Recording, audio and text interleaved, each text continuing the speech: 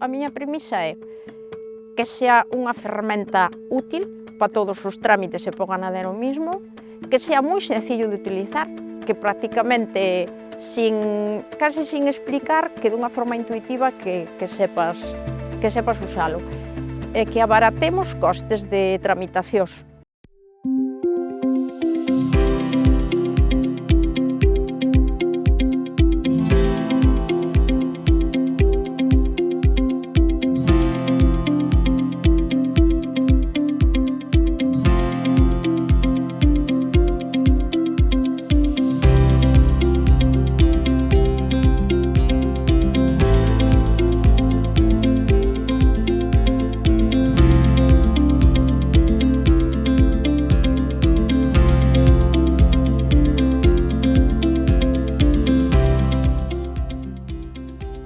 Eu levo máis de 30 anos traballando co sector agrario.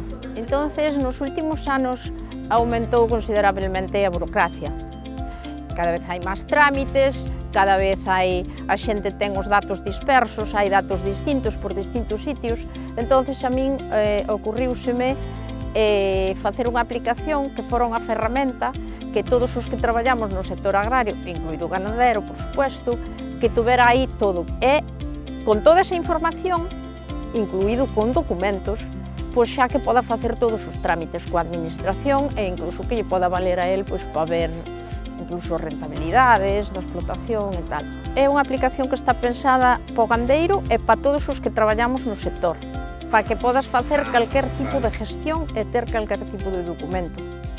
Nesta aplicación conto ir máis aló que é un simple cuaderno de explotación.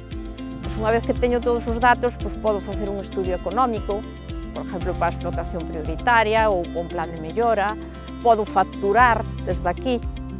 Agora ven a factura digital, todos van a ter que facturar, pois eu, desde a nosa aplicación, vamos a poder emitir as facturas.